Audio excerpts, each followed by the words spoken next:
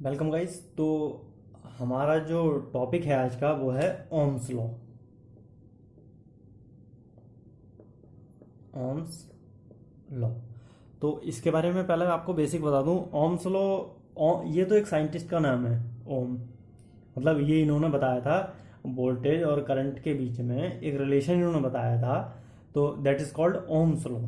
ठीक है। तो अगर हम इसके बारे में बताएं तो इनका जो पूरा नाम था वो था जॉर्ज साइमन ओम। ये क्या थे? एक जर्मन फिजिसिस्ट एंड मैथमेटिशियन थे। And mathematician. ठीक है। तो ये तो इनके बारे में इंफॉर्मेशन हो गई। तो अब अगर हम बात करेंगे इन्होंने जो लॉ दिया था वो क्या था।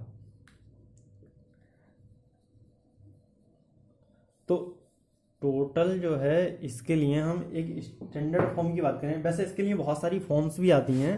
First form, second form, third form. तो ओम्स लॉ की अगर हम बात करें तो ये क्या आता है? It states that at constant temperature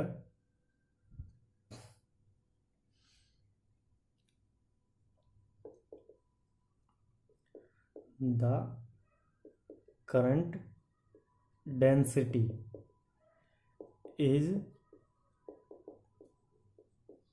directly proportional to the electric field intensity। Actual में ये जो है इसकी स्टैंडर्ड फॉर्म है अगर हम इसकी बात करें। वैसे वो जो आता फॉर्म क्या बोलते हैं, बी प्रोपोर्शनल टू आई, मैं कराऊंगा उसको भी इसी में बताऊंगा। तो ये एक इसकी स्टैंडर्ड फॉर्म है। अब करंट डेंसिटी हमारी क्या होती है? J. Electric field intensity E. तो अगर हम इसको प्रोपोर्शन के यहाँ से साइन को हटाएंगे तो क्या आ जाएगा? सिग्मा ई। तो ये इसमें जो सिग्मा है ये है कंडक्टिविटी। अगर हम इसकी बात करें, current density, conductivity, electric field intensity. तो अगर हम इसकी बात करें तो जो जे होता है, जे इक्वल टू क्या होता है? करंट डेंसिटी मतलब I upon A equal to conductivity is opposite to resistivity. और अगर हम इसकी बात करें तो voltage upon length, conductor length. ठीक है। तो ये एक क्या हो गया? एक रिलेशन आ गया हमारे पास बन के। तो अगर हम यहाँ से बी की वैल्यू फाइंड आउट करेंगे, B equal to rho L upon A into I. तो ये क्या हो जाएगा? B upon I. मतलब ये जो हमारे पास एक फॉर्मूला आता है ना, R equal to rho L upon A, आता ना एक ऐसा करके फॉर्मूला आता है। तो अगर उसके बारे में अगर हम बात करें तो ये आएगा B equal to R into I. ये इसकी एक स्टैंडर्ड फॉर्म आ गई बन के हमारे पास। तो यहीं से अगर इसको इक्वेशन वन मान लेना, मैं अभी और बताता हूँ इसके बारे में। इसको इरेज कर देता हूँ मैं।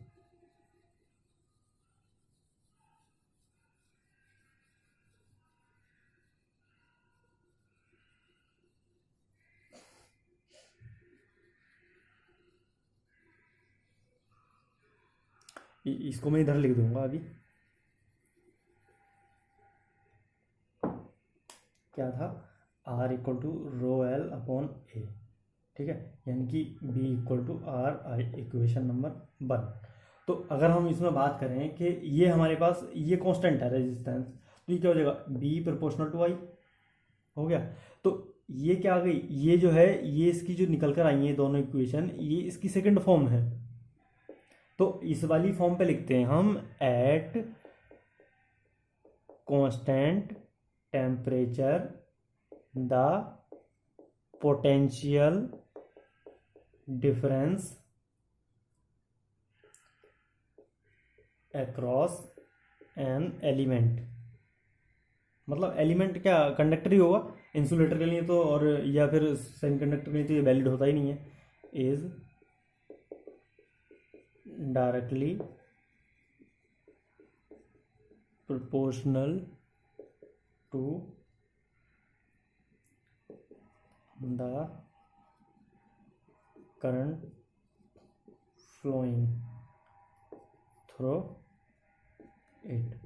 इसका मतलब ये हो गया कि एट कांस्टेंट टेम्परेचर, ये इसकी पहली कंडीशन है और ये सबसे इंपॉर्टेंट है। एट कांस्टेंट टेम्परेचर, टेम्परेचर अगर वेरी कर, जैसे थर्मिस्टर है, थर्मिस्टर के लिए या फिर जो टेम्परेचर डिपेंडेंट मतलब आपके जितने भी एलिमेंट हैं उनके लिए ये वैलिड नहीं है, क्योंकि इसने ये इसकी पहली कंडीशन है एट कांस्टेंट टेम्परेचर। ठीक है, तो एक एट कांस्टेंट टेम्परेचर, अगर एक कंडक्टर में, ये कंडक्टर है, अगर इसमें करंट फ्लो हो रही है कोई, अगर मैं बोल दूं कि ये एक बैटरी से कनेक्टेड है, अगर ये एक बैटरी से कनेक्टेड है तो इधर का ये एक बैटरी है, इसके ये एक टर्मिनल क्या हो गया, एक टर्मिनल क्या हो गया, तो इसका जो इधर का एक वोल्टेज, इधर का वोल्टेज भी मान लो, इसमें करंट आई फ्लो हो रहा है, ये कंडक्टर है हमारे पास। ठीक है, ये करंट फ्लो हो रहा है इसमें, तो इसमें जो पोटेंशियल डिफरेंस है, मतलब ये क्या पोटेंशियल डिफरेंस मतलब क्या होता है, वोल्टेज ही तो होता है बी, तो वो किसके डायरेक्टली प्रोपोर्शनल टू होगा, बी डायरेक्टली प्रोपोर्शनल टू आई। यही तो आया था, ये जो रिलेशन आया था निकल के, वो यही तो आया था निकल के, तो ये तो इसकी सेकंड फॉर्म हो गई। और अगर हम इसकी एक फॉर्म और आती है, थर्ड फॉर्म आती है इसकी, अगर हम उसकी बात करते हैं,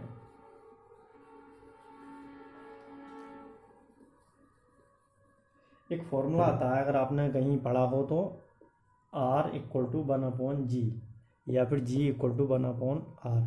G मतलब होता है कंडक्टेंस और इसकी यूनिट होती है ओम इनवर्स और मोह। तो अगर हम इस वाली इक्वेशन की बात करते हैं, इक्वेशन 1 की, B equal to 1/G into I, यानी कि I equal to G into B, अगर ये तो कांस्टेंट ही होगा, तो I directly proportional to B। तो अगर हम इसकी बात करें तो ये कौन सी है, ये हमारे पास थर्ड फॉर्म हो गई, थर्ड फॉर्म हो गई किसकी, ओम्स लॉ की। तो ये हमारे पास टोटल, अच्छा इसकी एक फॉर्म और फोर्थ फॉर्म की बात करें, बाकी जो अदर फॉर्म है इसकी वो कैपेसिटर और इंडक्टर में आती हैं। B equal to R D Q by D T, ये क्या है इसकी, ये इसकी फोर्थ फॉर्म है। तो ये हमने जो है ओम्स लॉ की 4 फॉर्म पढ़ ली। इसकी अगर हमने ये टोटल 4 फॉर्म हमने देख ली हैं ओम्स लॉ में, अगर आपसे पूछता है, मान लीजिए ऑप्शन में अगर नहीं दिया हुआ है कि बी प्रोपोर्शनल टू आई, तो आप डायरेक्टली जे प्रोपोर्शनल टू आई पे भी अगर लगाएंगे, जे प्रोपोर्शनल टू ई पे, तो ये भी करेक्ट है। ये इसकी स्टैंडर्ड फॉर्म है और ये फर्स्ट फॉर्म आती है इसकी। अब हम बात कर लेते हैं कि ये किसके लिए वैलिड है और किसके लिए वैलिड नहीं है। अच्छा एक मिनट, अगर ये बी प्रोपोर्शनल टू आई है तो इसका मतलब क्या हुआ, जो इसका ग्राफ आएगा हमारा वो कैसा आएगा, लीनियर आएगा। इसका ग्राफ जो है लीनियर ही आएगा, क्योंकि नॉन लीनियर, अगर ये बी है ये आई है, अगर ये ऐसा जो है ये तो नॉन लीनियर है, तो इसके लिए तो ओम्स लॉ वैलिड ही नहीं होगा। तो ओम्स लॉ की अगर हम कंडीशन की बात करते हैं कि ओम्स लॉ किस किस के लिए वैलिड है, किस किस के लिए वैलिड नहीं है, तो ओम्स लॉ वैलिड है, क्या है वो, वैलिड फॉर, इसमें क्या है, कंडक्टिविटी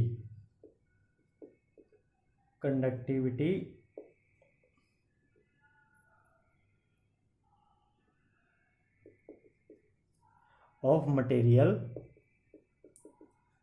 क्या होना चाहिए, वो मटेरियल की जो कंडक्टिविटी है वो कांस्टेंट होनी चाहिए। एक उसके लिए वैलिड आता ना, हमने आई बात की ना, जे डायरेक्टली प्रोपोर्शनल टू ई, इसका मतलब ये क्या है, ये लीनियर है, इसका जो ग्राफ आएगा वो लीनियर आएगा। इसी यानी कि जे इक्वल टू जो सिग्मा ई, ये जो हमारी कंडक्टिविटी है ये कैसी होनी चाहिए, कांस्टेंट होनी चाहिए। और इसका जो सबसे इम्पोर्टेंट पॉइंट आता है वो आता है टेम्परेचर। इसको मैं बड़ा बड़ा करके लिख रहा हूँ क्योंकि ये बहुत इंपॉर्टेंट, सबसे ज़्यादा इंपॉर्टेंट टॉपिक पॉइंट यही है इसका। टेम्परेचर क्या होना चाहिए, शुड बी कांस्टेंट। तो ये इसके लिए 2 पॉइंट हो गए। और दूसरी बात ये है कि ये जितने भी लीनियर एलिमेंट होंगे, ठीक है, किसके लिए, सिर्फ और सिर्फ लीनियर एलिमेंट के लिए ही ये वैलिड होगा।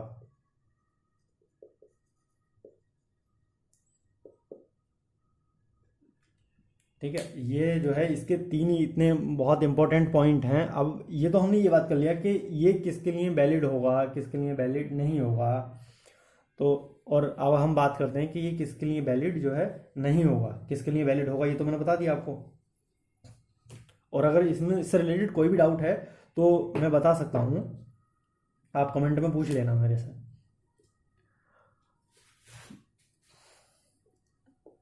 यहाँ पे लिख दे रहा हूँ नॉट वैलिड फॉर। तो इसमें सबसे पहला हम लिखेंगे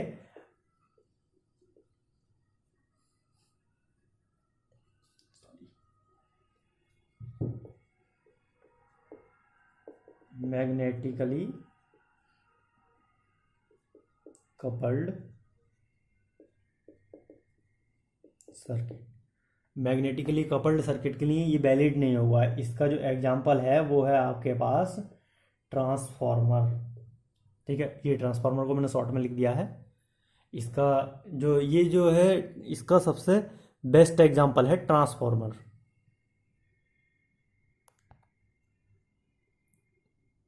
तो और दूसरे की अगर हम बात करते हैं, सेकंड इसका आता है कि किसके लिए नहीं होगा, वैक्यूम ट्यूब्स। वैक्यूम ट्यूब्स, इनको लिख लेना, ये बहुत इंपॉर्टेंट पॉइंट है इसके। और तीसरा ये किसके लिए नहीं होगा, gas filled tubes. Gas filled tubes मतलब वो जो यूज़ करते हैं ना, मरकरी लैंप वगैरह जो यूज़ करते हैं या स्ट्रीट लाइट वाले, तो उनके लिए वैलिड नहीं होगा, क्योंकि उनमें जो है टेम्परेचर कांस्टेंट नहीं रहता है। और अगर हम चौथे की बात करें तो जो फोर्थ नंबर पे आता है वो आता है आपका सेमीकंडक्टर डिवाइस। सेमीकंडक्टर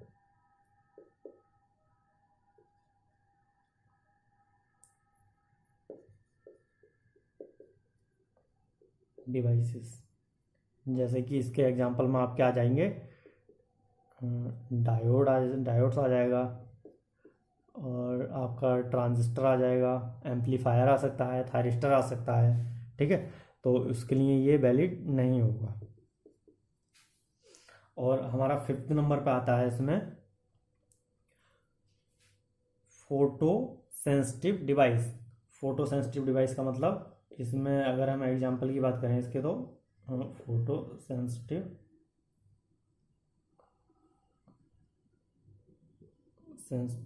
डिवाइस, उसमें क्या था, जैसे कि फोटो इलेक्ट्रिक डिवाइस, ये इसका एग्जांपल हो जाएगा, फोटो इलेक्ट्रिक डिवाइस। ठीक है, और आपका एक और बचे, और भी हैं, मैं ऊपर से इरेज कर देता हूँ यहाँ से।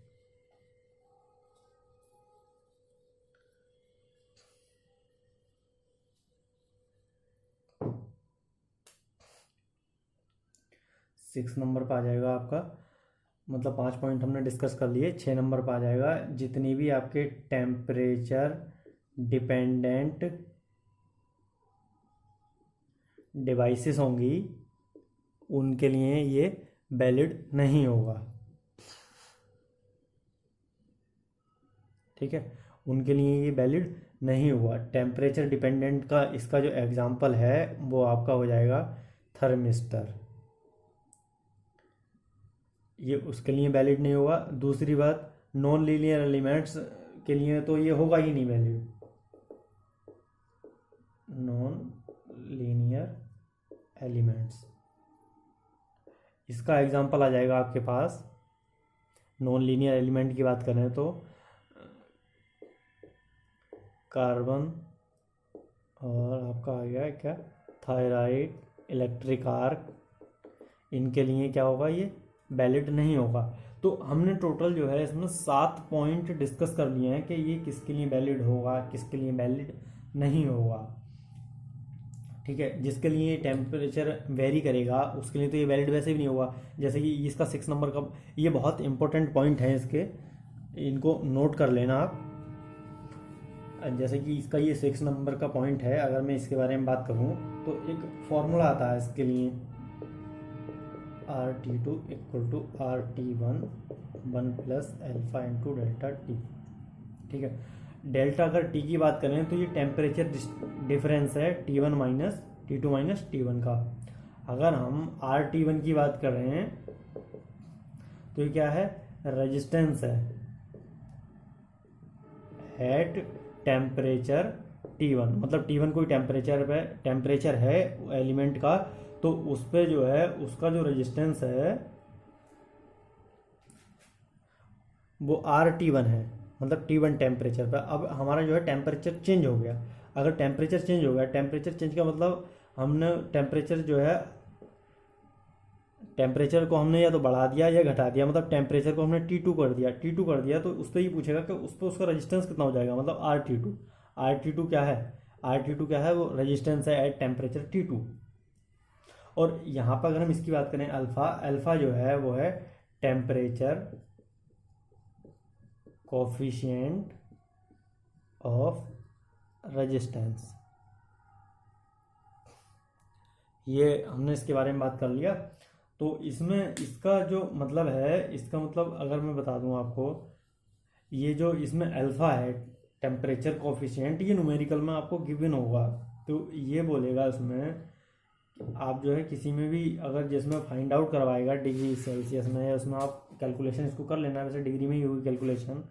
अगर ये बोलेगा कि कोई एलिमेंट है, ठीक है, T1 टेम्परेचर पे उसका जो रेजिस्टेंस है RT1 वो 10 ओम है। ठीक है, जो T1 टेम्परेचर है, T1 टेम्परेचर 10 डिग्री है, 10 ओम रेजिस्टेंस है। एक सिर्फ एग्जांपल के पॉइंट ऑफ व्यू से बात कर रहे हैं ये। और उसने फिर क्या किया कि आपका टेम्परेचर बढ़ा के T2 जो है 20 कर दिया। तो अब इसमें फाइंड आउट करो कि RT2 जो है वो कितना होगा, और ये हमको दिया हुआ होगा। तो ये क्या करेंगे, हम सारी की सारी जो वैल्यू है इसमें पुट कर देंगे। जब हम पुट कर देंगे, मान लीजिए एग्जांपल के लिए, मान लीजिए सिर्फ ये जो है हमारे पास 0.01 दे रखा है, ठीक है ना, 0.01, और हमारा जो टेम्परेचर है वो क्या है T2 माइनस T1, यानी कि T2 20 कर दिया था 10, ठीक है ना, ये है। तो ये सिर्फ एक एग्जांपल के पॉइंट ऑफ व्यू से मैं आपको बता रहा हूँ। 10 इंटू 1 प्लस ये कितना होगा 0.01 इंटू 10, ठीक है। तो ये आपके पास ये आ जाएगा 10 इंटू 1.1, ठीक है। तो ये आपका जो RT2 रेजिस्टेंस आ गया वो कितना आ गया, 11 आ गया, 11 आ गया। अब एक चीज़ तो हम वैसे भी देख सकते हैं इसमें कि हमने पहले से ही पढ़ा है कि कंडक्टर के केस में अगर हम टेम्परेचर बढ़ाएंगे तो रेजिस्टेंस बढ़ेगा। अब हमारे पास रेजिस्टेंस कितना था, टेम्परेचर कितना था 10 डिग्री, उस पर रेजिस्टेंस कितना था हमारे पास 10 ओम, और अगर हमने टेम्परेचर कर दिया 20 तो हमारा रेजिस्टेंस कितना हो गया 11 ओम, मतलब जो RT2 हो गया वो 11 ओम हो गया। तो इसका मतलब ये हो गया कि इसका जो रेजिस्टेंस है वो बढ़ गया टेम्परेचर के साथ। तो ये तो हमने इसके बारे में बात कर लिया। अच्छा, ओम्स लॉ में ही, इसी में ही कुछ और 2-4 पॉइंट आते हैं उनके बारे में। और जैसा अगर मैं बताऊं, ओपन सर्किट और शॉर्ट सर्किट का कॉन्सेप्ट आता है।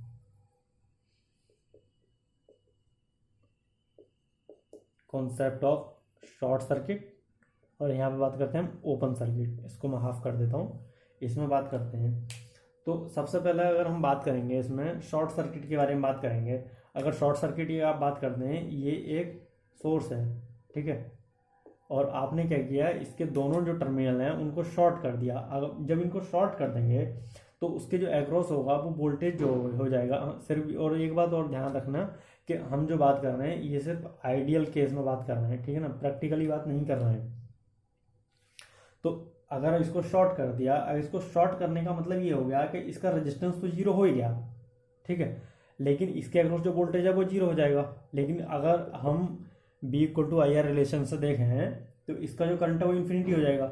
लेकिन एक्चुअल में जो है करंट इन्फिनिटी होता नहीं है। प्रैक्टिकल, अगर हम सेकंड केस की बात करते हैं, प्रैक्टिकल केस की,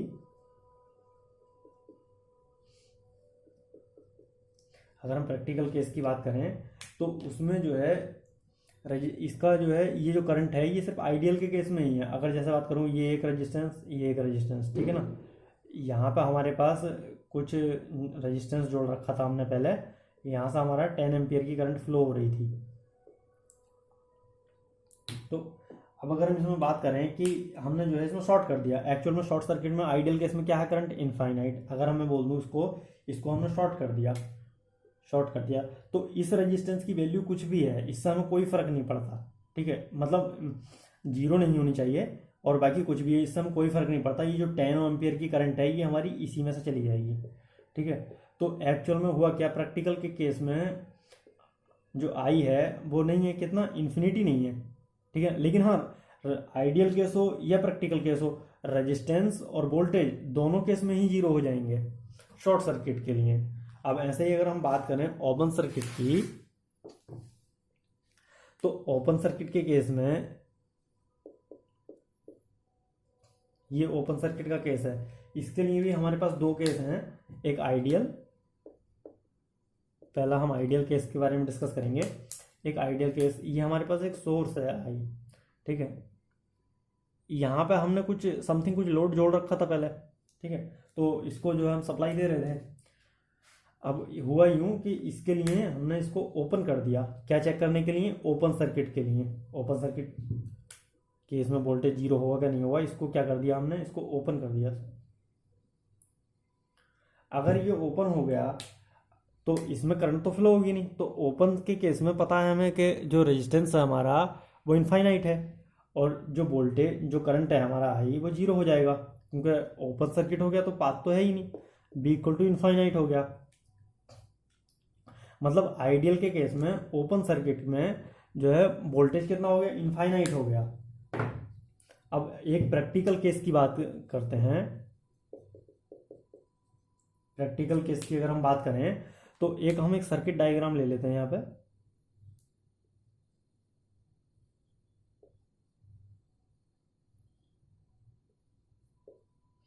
यहाँ से यही 10 एम्पियर करंट फ्लो हो रही है, ये कुछ रेजिस्टेंस R1 या R2 और ये हमारे पास एक लोड लगा हुआ है, इसके अक्रॉस कुछ वोल्टेज है। तो अब हमने चेक करने के लिए ओपन सर्किट के लिए हमने क्या किया, ये जो लोड है हमने इसको ओपन कर दिया, तो इसको ओपन करने से कोई फर्क तो पड़ा नहीं, क्योंकि जो वोल्टेज था बी वो तो वोल्टेज रहेगा ही रहेगा। लेकिन एक बात यह है कि चाहे केस जो है ओपन सर्किट हो या शॉर्ट सर्किट हो, ठीक है, रेजिस्टेंस ओपन शॉर्ट सर्किट के केस में रेजिस्टेंस और वोल्टेज वही रहेंगे, आइडियल और प्रैक्टिकल केस में ओपन सर्किट के केस में रेजिस्टेंस और वोल्टेज वही रहेगा। मतलब अगर रेजिस्टेंस की बात करें तो वो इनफाइनाइट ही होगा और करंट की बात करें तो जीरो होगा, क्योंकि ओपन सर्किट में तो करंट जीरो ही होगा, लेकिन बस वोल्टेज इनफाइनाइट नहीं होगा प्रैक्टिकल के केस में। तो अगर इन दोनों से अगर हम इनडायरेक्टली बात करें कि न्यूमेरिकल सॉल्व करने के लिए कि जो वोल्टेज है